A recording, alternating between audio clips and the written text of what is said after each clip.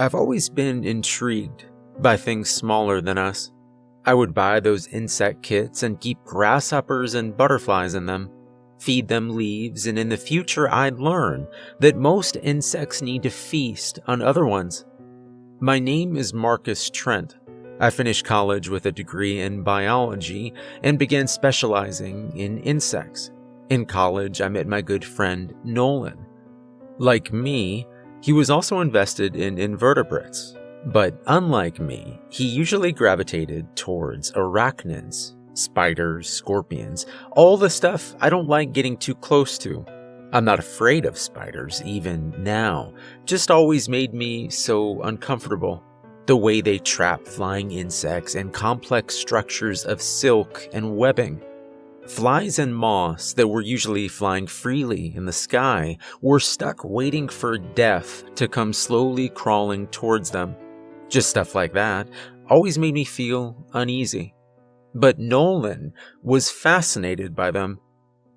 It was about 3 months after graduation. I was said to be moving to Colorado to study under some high-level entomologist. But Nolan came to my apartment that morning. He was excited.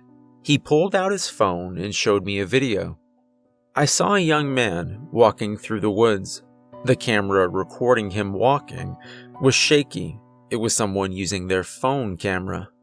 "Here it is, John," the man said, pulling out a hunting knife, pointing left. John turned the camera towards 2 trees about 3 feet apart. Between them was a large spider web. As the camera got closer, I noticed the web had a weird blue tint. The man with a knife smiled at the camera. I could tell it wasn't a particularly intelligent one. "How about we do any future hikers a service and cut this out?" The man prepared to start sawing into the webbing. "You ever see a web this big before, John?" He struggled to cut the web. It seemed like the knife wasn't making a single dent into the silk. The man got frustrated and swung his knife down like a sword. I heard a yell of surprise as the knife blade broke, a piece of it flinging into John's leg. The phone camera fell to the forest floor and the video ended. What the hell? I was definitely puzzled. Now, spiderwebs that can't be cut aren't a new thing, but the coloration was odd. Nolan explained that the video came from Montana. Normally, you expect these kind of things in, like, Brazil. He insisted that we go and investigate it.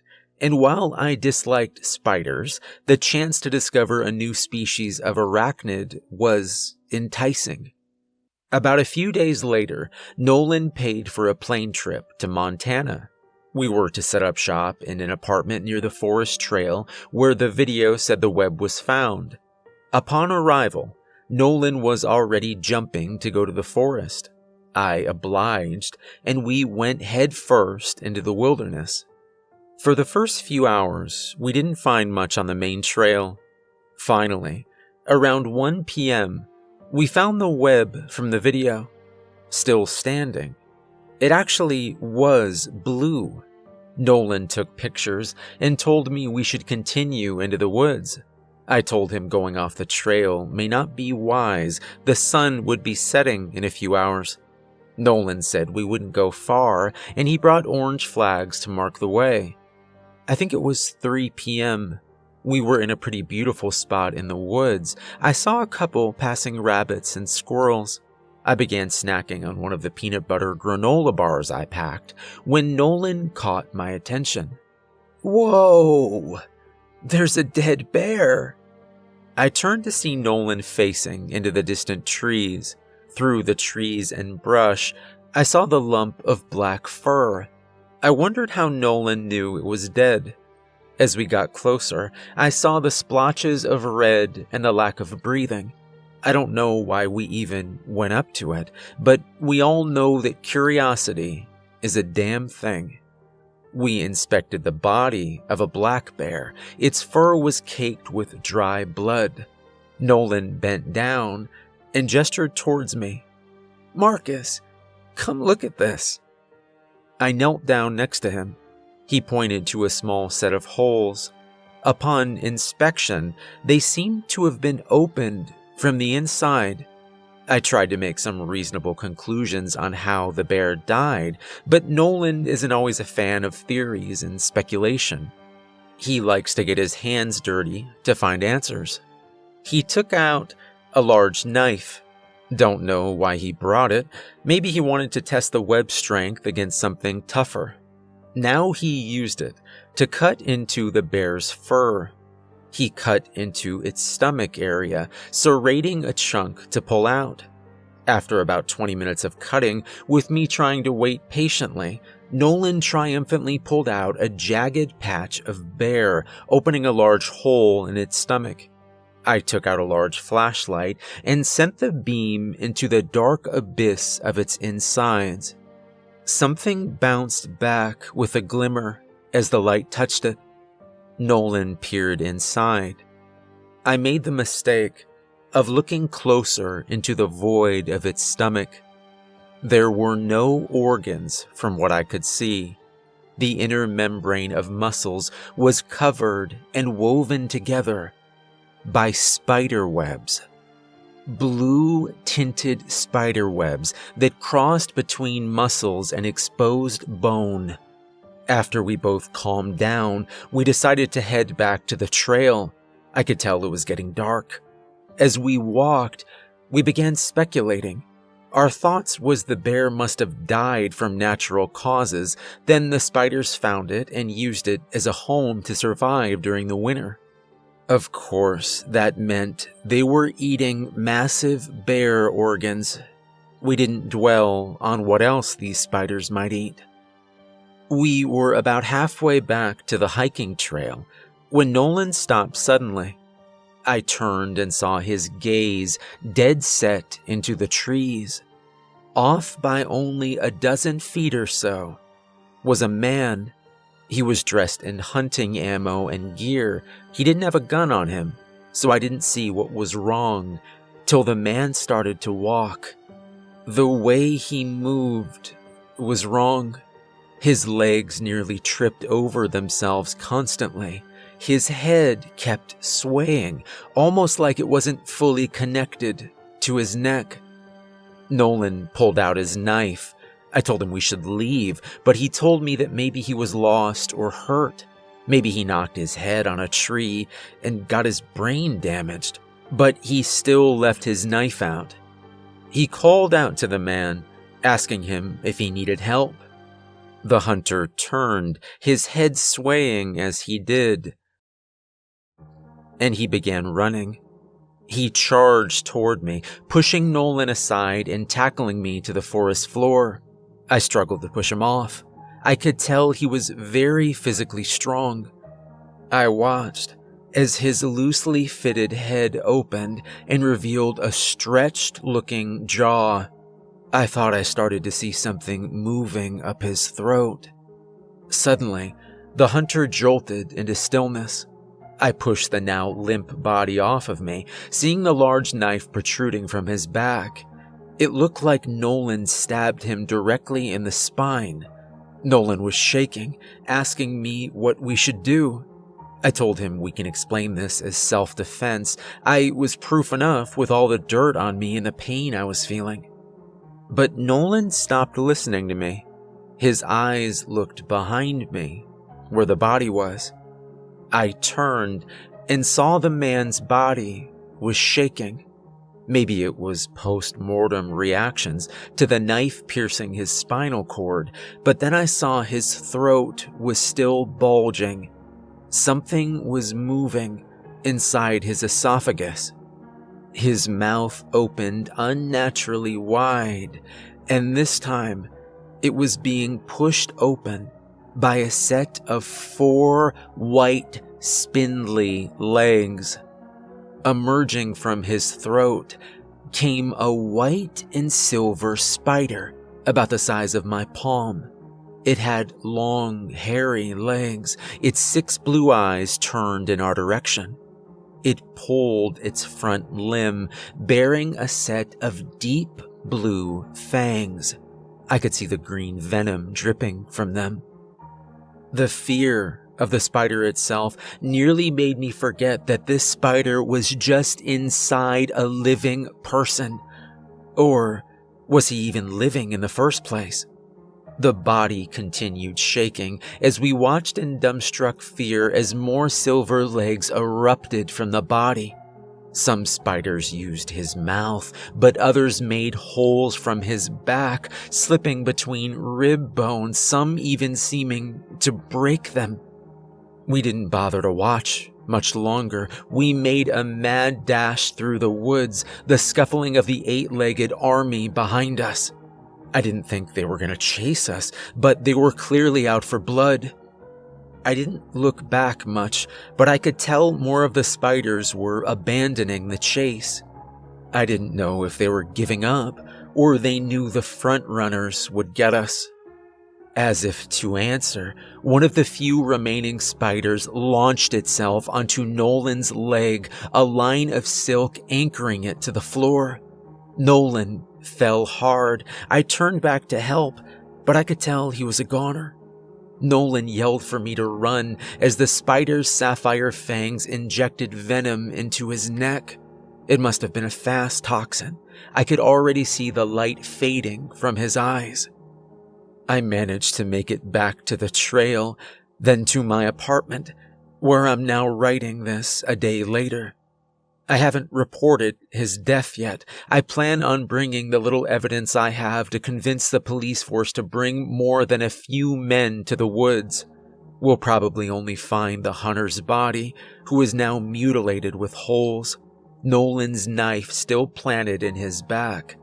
But if I can prove these spiders are a threat, maybe they'll send in professionals to help kill every last one of them. I normally don't condone the killing of natural species, even ones that harm human beings in the wild. But as I put more thought on what I saw, I know those spiders aren't a normal species of animal. I figured out something. The webs. That was how they could control the hunter's body. They use their webs to rewire the body's nervous system. Then an individual spider would be in charge of a nerve that would function the body. First off, this implies they have a complex and fast way to communicate between themselves, but that's not unusual about animals. The deeply disturbing aspect is that the spiders knew the anatomy of different animals well enough to rewire their nervous system. This meant they knew how to essentially mind control their victims. And finally, that's why they came after us. We broke their host spinal cord, which made their control mute, and why they stopped chasing after they grabbed Nolan. They didn't need to host, not until they start reproducing more and more. Nolan was a good friend. We had dreams to partner together in studies on micro-ecosystems and insect biology. And now the thing he invested his education to and loved so much was what killed him. If this was a story, I'd laugh at the irony, but in reality, it's tragic. I'll avenge Nolan. I don't care if he wouldn't want them dead. The spiders are a threat, and the web by the trail shows they are getting closer and closer to targeting humans. If you find yourself in the woods of Montana or on some hiking trail, and you find blue spider webs or see an animal or person that is moving strangely, drop what you're doing and run like hell. Curiosity is not worth losing your body to those things. Update. I'm still in Montana. I'm no longer in the apartment Nolan had purchased, but I'll get to why later. First, I took some advice to test the webs. I got nowhere. I used a lighter to try to set them alight. Nothing happened. I didn't even bother testing sharp tools or even chainsaws. I knew from the video that brought us here that sharp objects or brute force wouldn't work. Maybe a car could crash through it, but I'm not willing to test that. So the webs are basically invincible, which provides a problem. If a spider were to get you with a web, you'd be trapped since the connection was so strong. When it comes to close combat, the spiders are in that perfect size of scary big, but small enough to avoid direct hits. They also were fast, which was a given. The idea of spiders being slow stalkers is inaccurate in most cases. Spiders are extremely fast, and these were no exception. I've occasionally pondered on what to call the spiders, but if my goal is to kill them, it seems kind of unnecessary to name them. However, white phantom spider has been the best thing I've come up with, for their color and their ability to possess their victims. So that was after just one day. Between testing, I've been discussing with some friends on suggestions and theories. One of my friends mapped out a plan to use the bodies of the hunter and bear as evidence of the spiders. But now, it doesn't matter, because on Thursday I heard from chattering neighbors they had found the hunter's body. So I don't have to worry on that issue, just need to wait for the autopsy, which I heard was in 2 days or so. I don't feel comfortable giving my specific location, and in the previous post I felt it was irrelevant to bring up the location of the town I was holding up in, but I guess I'll go into details for a bit. The town is relatively small. It's basically made up of a big road connected to a nearby highway. The town sees lots of travelers coming in for various reasons. The apartments make plenty of money here, so do the hiking trails.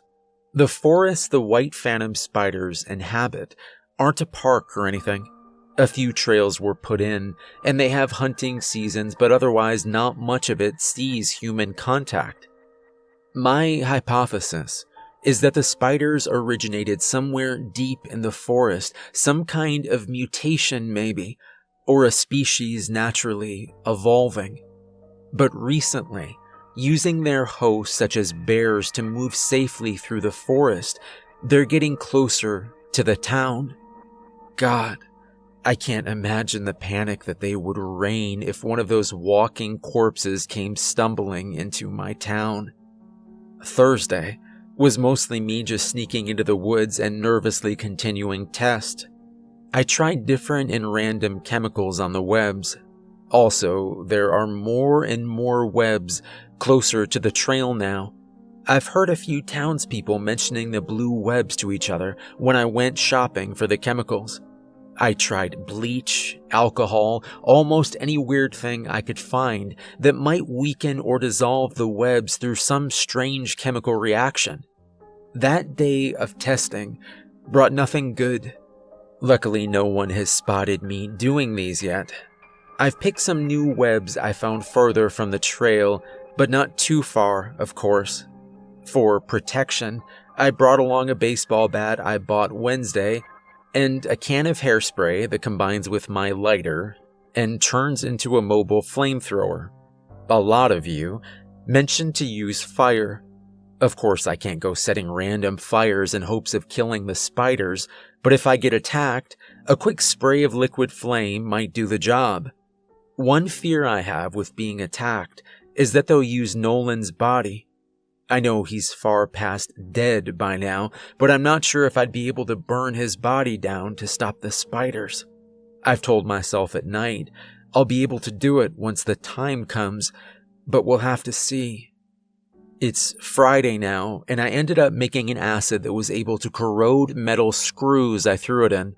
Honestly, looking back, I feel like a stupid amateur in high school. You'll notice that whenever you do something you have literally studied your whole life, it should feel obvious and easy to do. But give someone something new to do, and it makes you feel utterly clueless. I recently went to one of the further out webs I was using for tests and used a new acid. I get to the web, which is resting between a low branch on the tree and its base. To visualize, it's like a web that is made between the wall and ceiling, still two-dimensional, but slanted, I started to apply the acid on the web, using the glass beaker I had covered on my way here. Of course, the acid did nothing and just dripped to the forest floor, burning the leaves and grass. I sighed with disappointment and prepared to head back. As I dumped the rest of the acid out of the beaker, I felt a massive force hit my back. I turned and saw a dangling blue web attached to me. So they can shoot their webs like projectiles, was my first thought. The next, far more reasonable thought was pure panic. My instinct was to rip my shirt off, and luckily the web was only stuck to the cloth. I picked up my baseball bat and turned to the higher branches where another web swung out at me. I dodged it and saw the white forms of phantom spiders dashing between leaves. I knew fighting was a bad idea, so I ran, keeping an eye out back to see if they pursued. I saw a pair of white silhouettes jump down from the tree and dash towards me. Thinking quickly, I jumped to the side as I saw one prepare to use that anchored web jump they had used on Nolan. I pulled out the hairspray and my light and sent a wave of flame crashing into the two spiders. I put the can away and continued sprinting through the forest. As I got back on the main trail, I saw a young couple jogging towards me. I screamed for them to get out of the forest and continued running shirtless back to my car. That night was obviously crazy for me. I've been getting careless these past few days. I forget that I easily could have been the one that was grabbed by the spiders. My body right now could be the one shambling through the trees until it decays and becomes useless to its 8-legged host. Anyways, the decision is to stop web testing. I honestly couldn't come up with much else to test with besides a chainsaw, which I really don't want to end up with like that John guy from the video.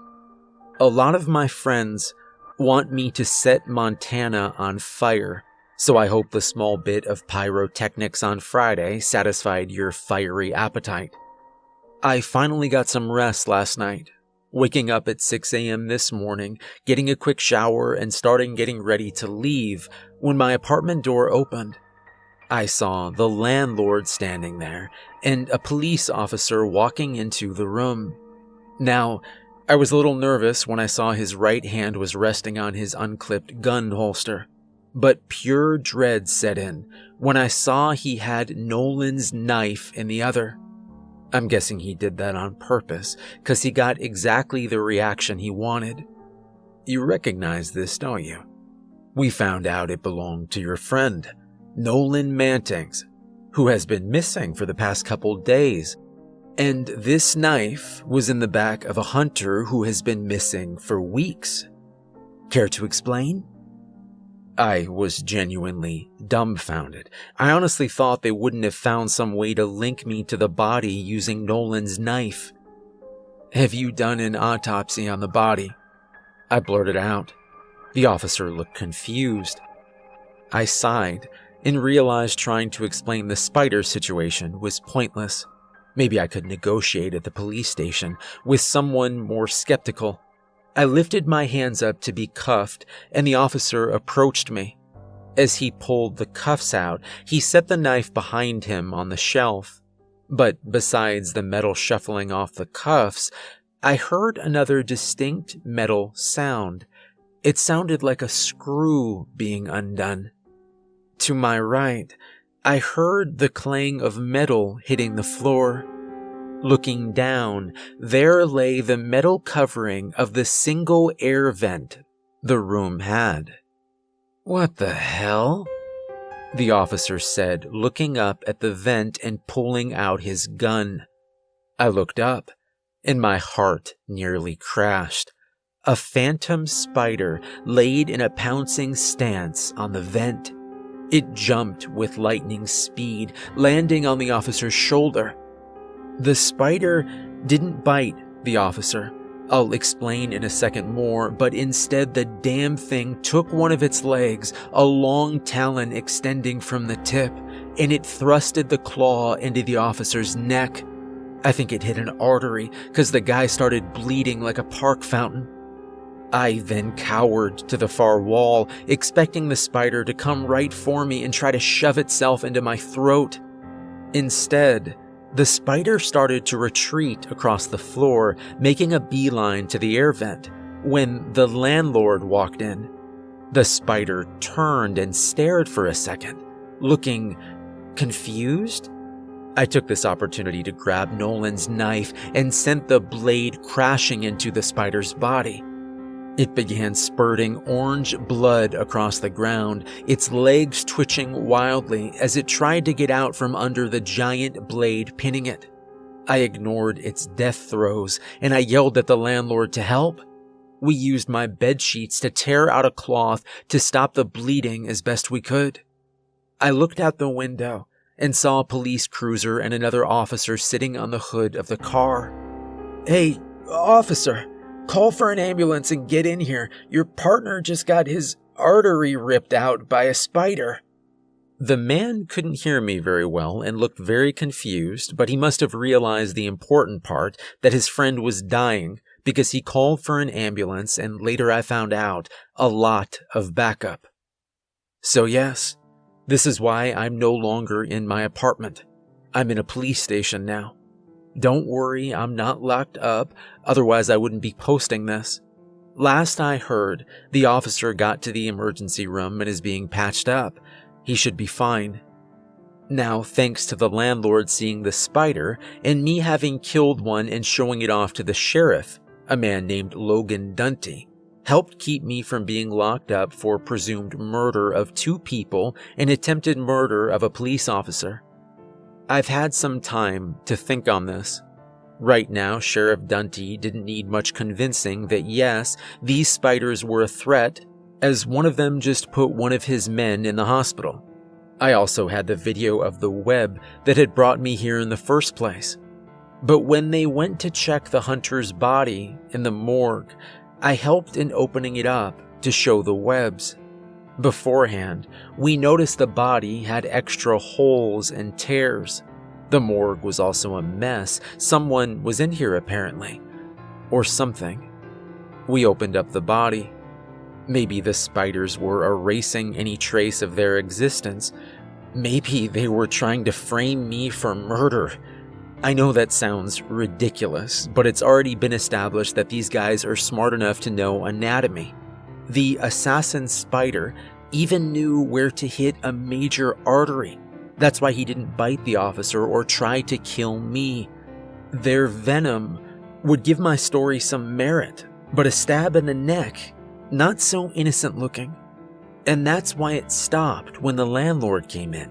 It didn't plan on another witness, and I don't think it knew what to do. The sheriff has sent the evidence to a friend of his that's in the army or something. Dunty says that they will send someone as soon as possible to assess the situation. Until then, the sheriff says he trusts me and believes in me enough to let me walk freely in the station. I've already given a semi-decent unprepared presentation on the phantom spiders and their known and theorized abilities and weaknesses. The town is being put on a small lockdown and the forests are off limits to all civilians. Some people said that it's an overreaction, but I know that it may not be enough. The spiders are much more intelligent than we first thought, and the spiders are trying to hide their existence. They wanted the element of surprise. Maybe this random graduate has foiled their plans to sneak into the town and eat everyone. Or at least that's what I presume they want to do. The truth is, I don't know what's going to happen next, and I just hope I'm able to come back and give you a further update. Goodbye for now, and wish me luck.